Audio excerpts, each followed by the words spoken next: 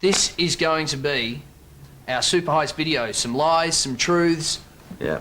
Some stuff. Interview thingy. I've always wanted to do this for DW too.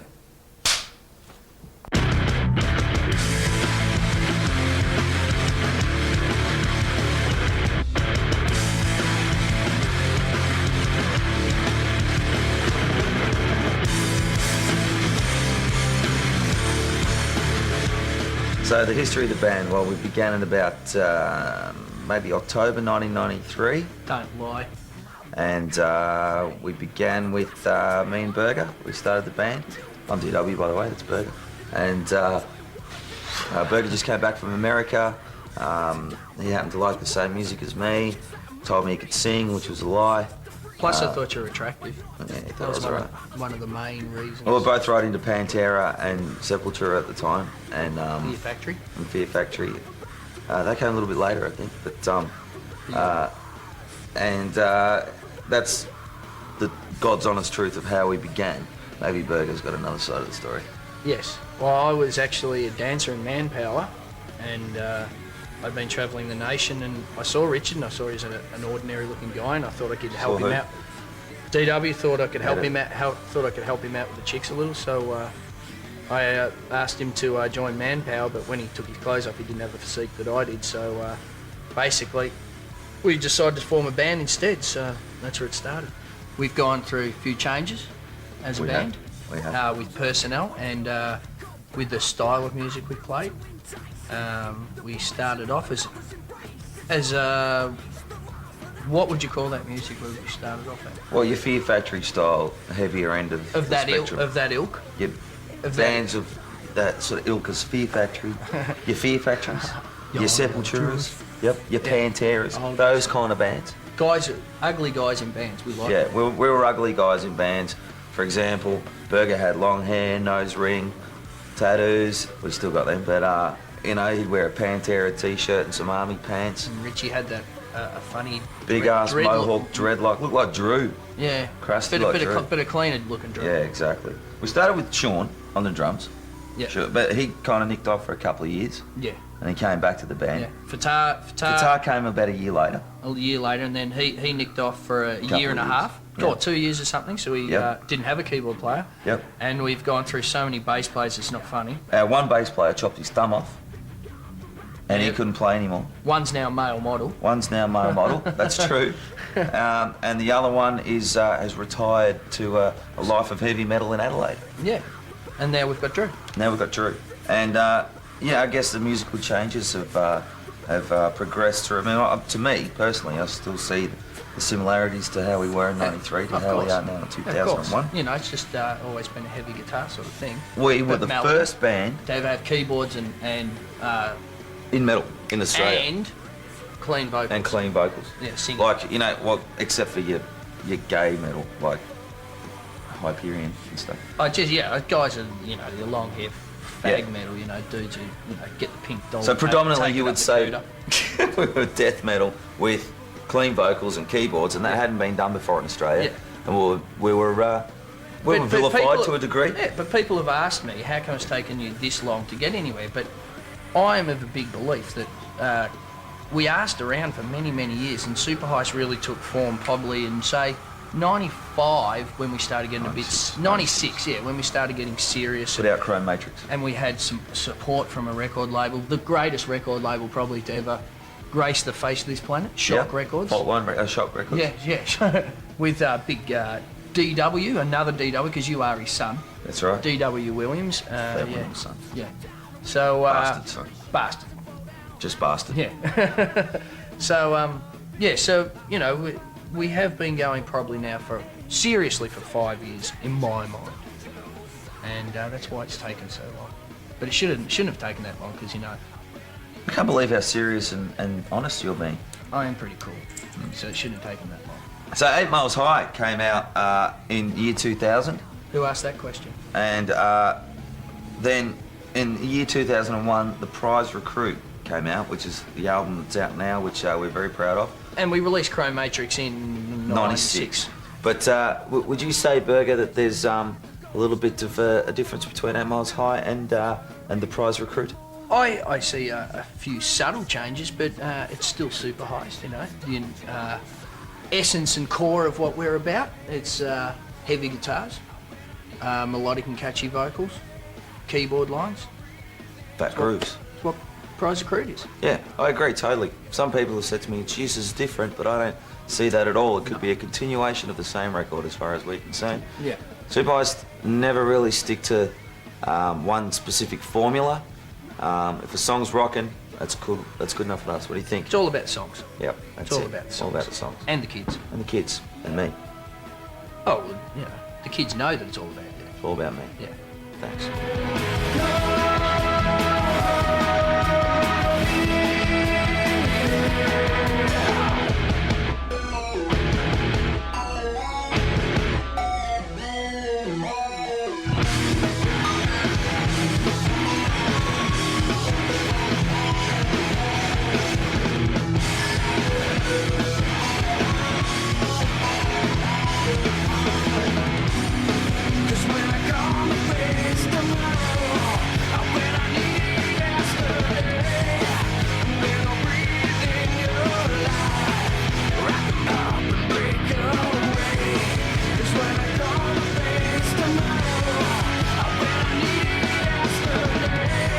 So we started recording the Prize Recruit, I think it was in July. Wasn't it September? No, we started in July or August.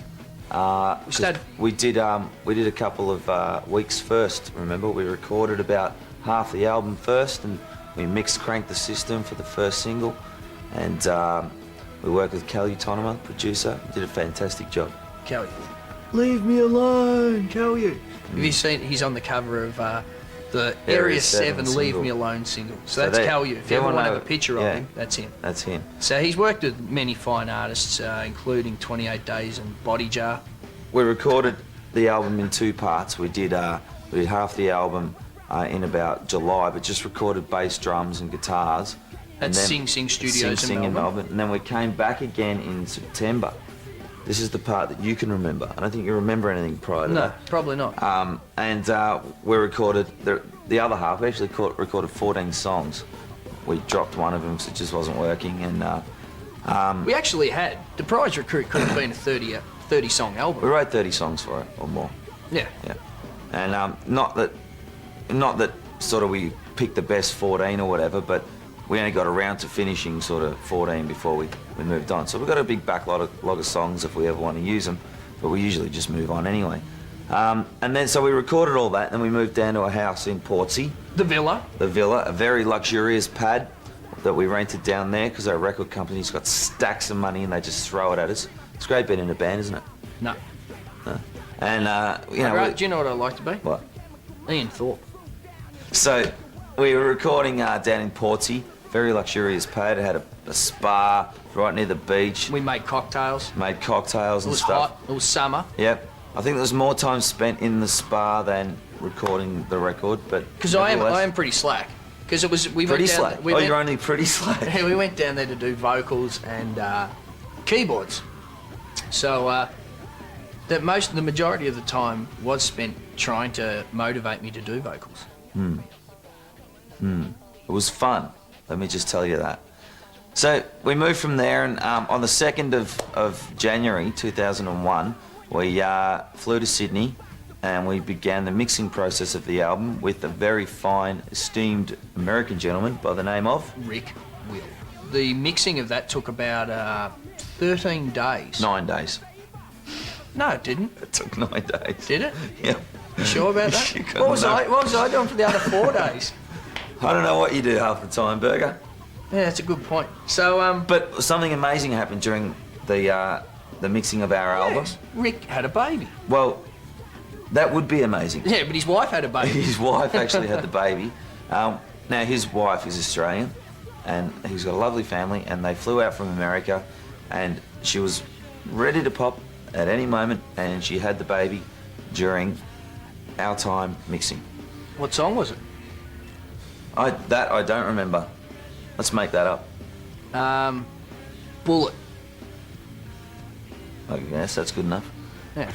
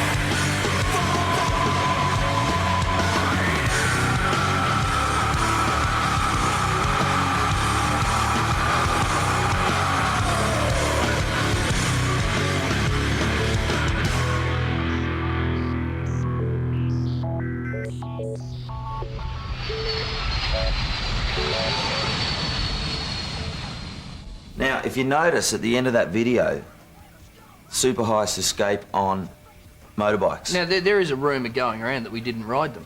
Now that's a crock. That's a crock. That's me on the back of Burger's bike. I'm actually quite an excellent motorbike rider. Indeed. Now, so was there any stunt riders used? I think there was. Yeah, there was. We were actually not allowed to pop the mono coming out. There was meant to be a stunt done. Our A&R manager was there, Stuart McQueen, and he was having kittens. Yeah, he was. About the fact that you wanted to pop monos out of the machine. So I wasn't allowed to do it. So they, being the only successful rider out of the band, like, you know, Sean and Fatara. And Drew went all right. Drew went all right. No, Fatara actually got used to it. But Sean... But they were on the 400s and you were on the 250. Which had the power band. That's right. That's why you could pop monos on it. So we actually got the stunt guy to do it.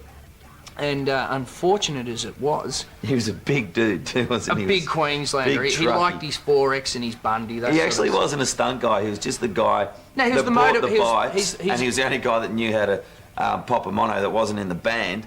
And he had like stubby shorts on and yeah, blue. He had the driver and the driver. Now he was actually employed by Yamaha, wasn't he?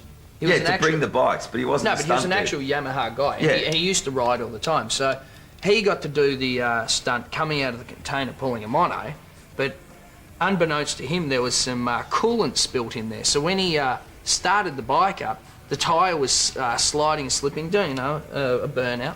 So and he flies out, and as soon as he comes out, there's like a gap of like this much from the container to the ground, comes out, in the air, the wheel hits the ground, sticks like glue, and flips the bike over.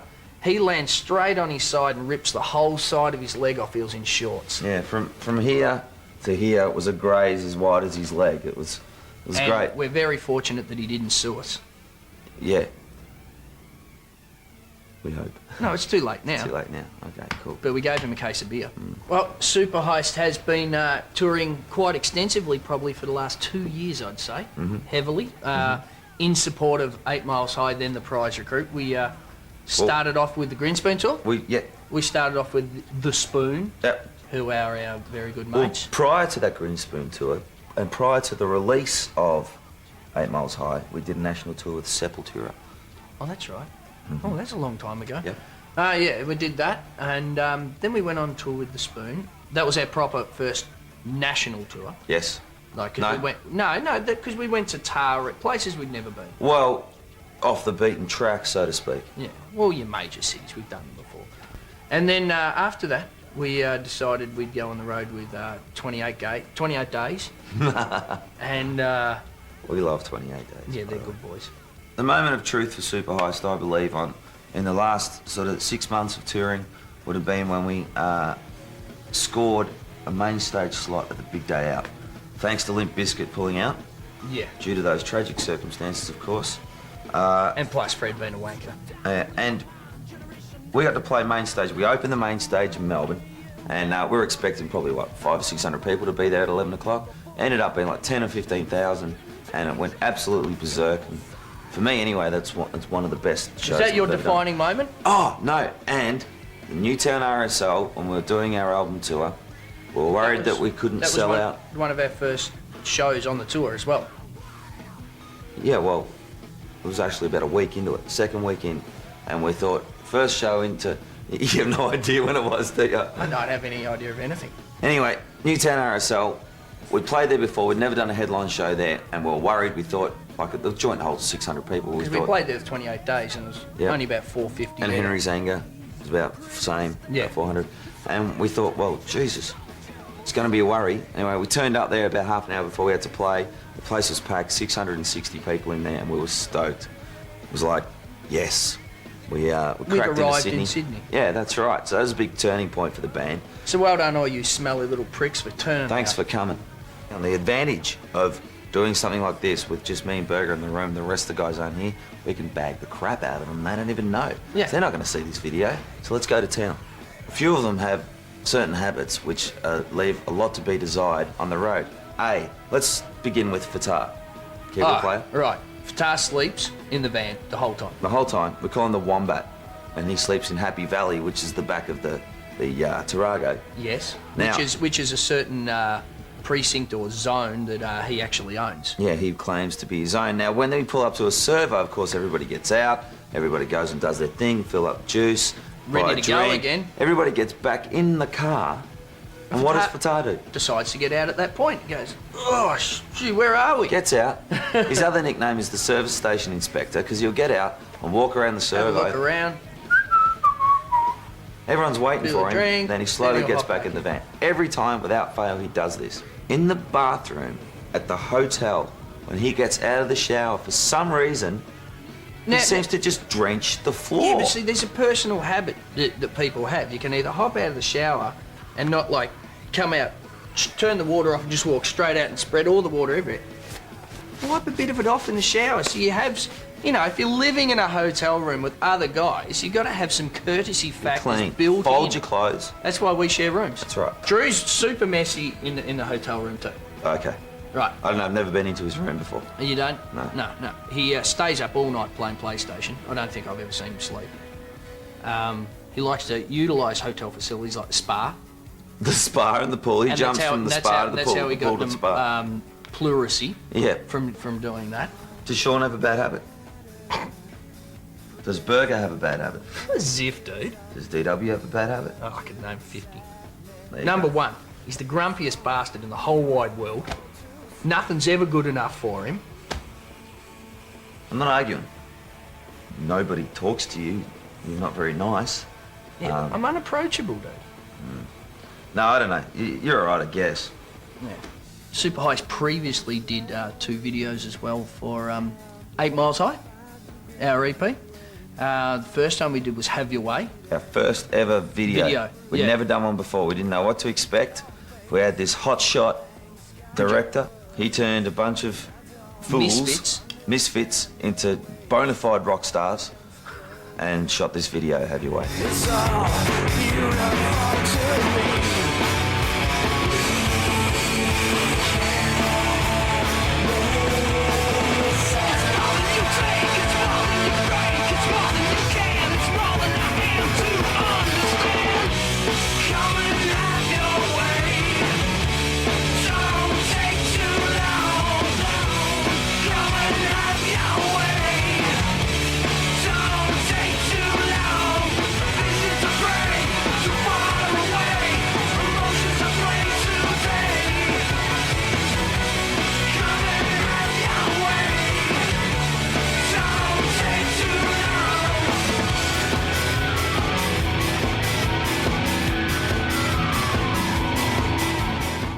He also did our other one, Two-Faced.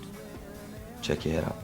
Which was cool because on this idea, he collaborated with us, the band, in the concept with the sort of 3 different images on the screen and he listens. He's a listening type of guy. Yeah. And that was a really enjoyable video to make, actually. Yeah, it was. Have Your Way was hard. Because it was your first. And we had to do the song so many times. Yeah, I know. And it's like losing your virginity. The first time, it's always hard. It's awkward. You're clumsy. Sore. Sore. And you For those of you spend who all your haven't energy lost your first. virginity, you will probably find out sooner or later. Or perhaps not, depends. But like Sean, for example. Yeah, but Two-Faced, or Check Your Head Up, is possibly one of my all-time favourite Superheist songs. Good call, Burger.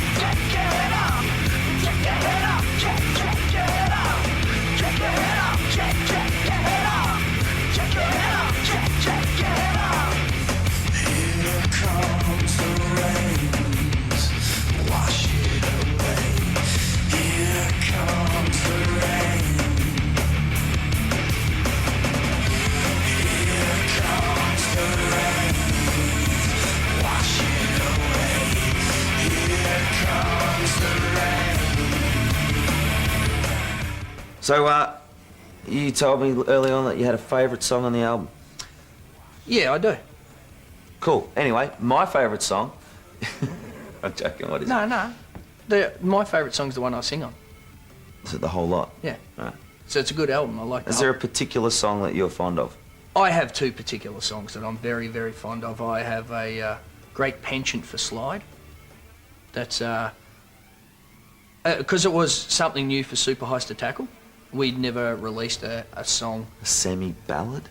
Would you call it a semi-ballad? I'm going to go that far as to call it a semi-ballad. I'm dumbstruck. It's a big call.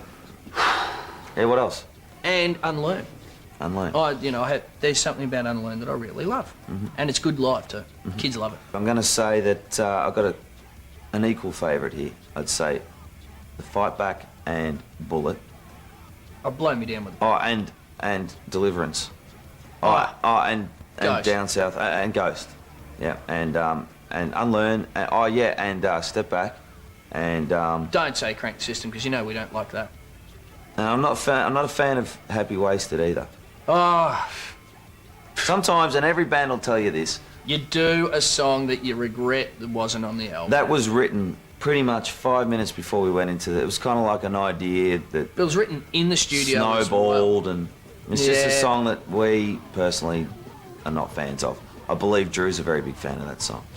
Drew is. Drew is. But Drew's not here to talk about it. Yeah, but Down South, I like that song. Now, that would pretty much mean I like the whole album almost equally, with the exception of Happy Wasted. And there's another video we did too, Crank the System, Yeah? which was Which was, a long, tedious day. considering we were so hungover from the night before. Not me. I don't drink. This is the time when your face will be walking. Strip back the phonies, let us do the talking. Hold back just like you understand. This is the dope deal burning in your other hand. You see a man fall with a taste for flavor. Mr. DJ hit the tune to savor. We never seem to like the brag, but well, it's the exterminator coming straight from hell. It's time to crank up the system. On the floor, hey,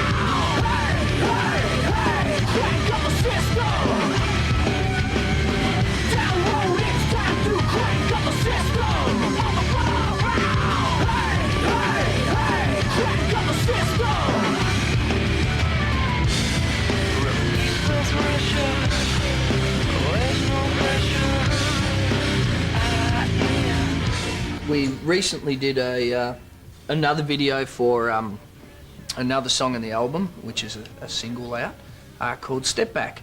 And Superheist actually went to NASA, Cape Canaveral in America, and did a month's training so we could be prepared for going into space. And Weightlessness. Those sort of That things. sort of So we were launched in the shuttle and went out to a set.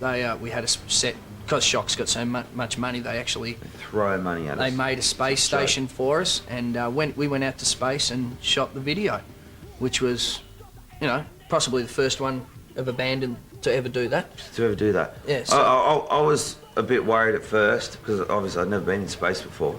But like just in the first So scene that's two videos you've never done, because you had never ridden a motorbike before. Yeah. No, I had And- once, but I fell off. Yeah, so you're a bit like, getting back on the horse type of vibe. Yeah. So That's But two things. the You've pods- never been in space. At the start, in the pods, like we were just, and all we were looking out into was just pure space. Yeah. That was kind of scary. Yeah, Yeah, that but was. later on, like when you're walking through the plants and The stuff. hydroponics, yes. Yeah, and there was the strange animals in there.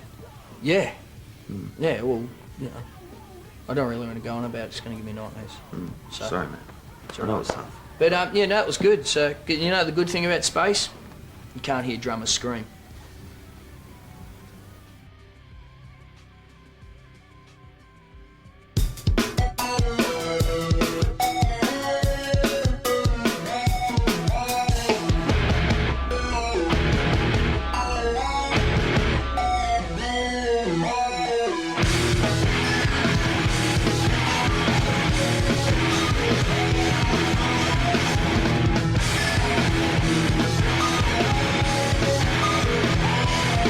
Strap up, strap down. I really hope my generation doesn't fall down. I've seen my way in therapy. I hope I fade before I age. It's so contagious, don't you say? 'Cause when I come and face tomorrow, I bet I need it yesterday. And then I'll breathe in your life. Wrap it up and break away.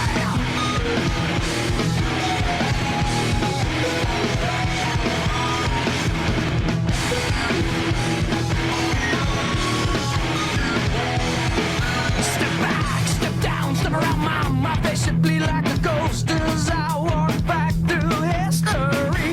The moment pays pretty stains. It's so contagious, don't you say? 'Cause when I come and face tomorrow, I bet I need it yesterday. And then I'll breathe in your life. Wrap it up and break away. 'Cause when I come and face tomorrow, I bet I need it yesterday. And then I'll breathe in your life. Wrap it up and break away. I'm so needed.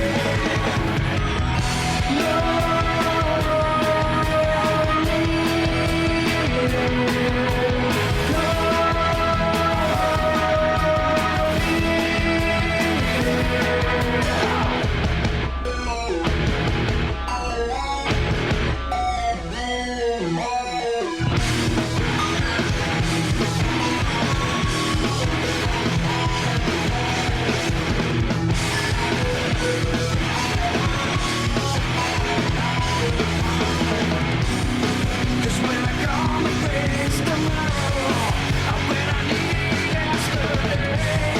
And then I'll breathe in your life. Wrap it up and break away. Cause when I come and face tomorrow, I bet I need it yesterday. And then I'll breathe in your life. Wrap it up and break away. I'm so needed. When I'm the season, my golden dream, so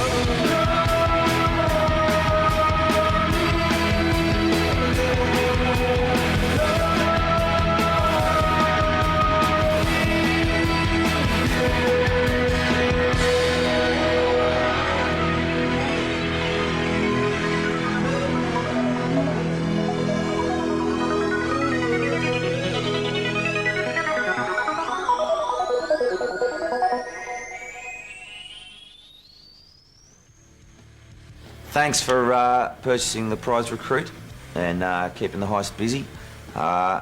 Any parting words, Burger?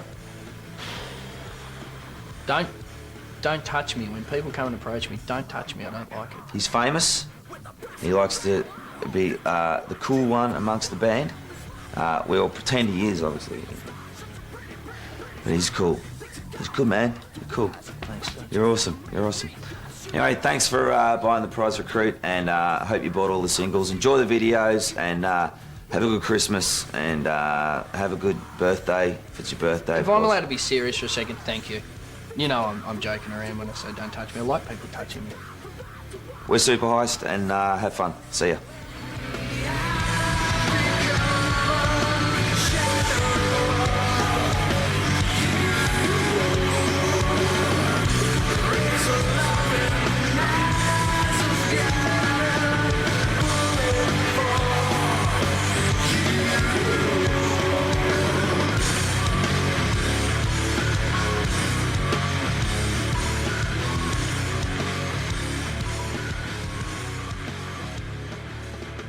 Right.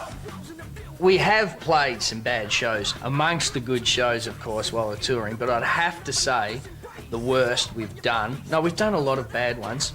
Recently, we did an in-store appearance at a mall in Sydney. Oh, yeah. That was pretty embarrassing, Oh, kids. So, yeah. those of you who turned up, we thank you.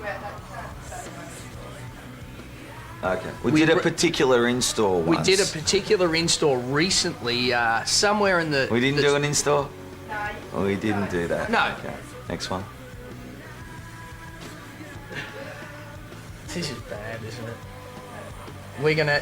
If you edit it and it doesn't look good, you can get us in again. Bull crap.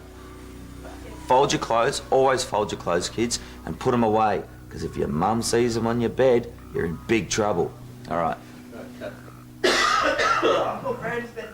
How come we've just served guitar just at the time, and we've gone, Drew, I don't know, sure, I don't know. It's just all guitar. Toilet seat down.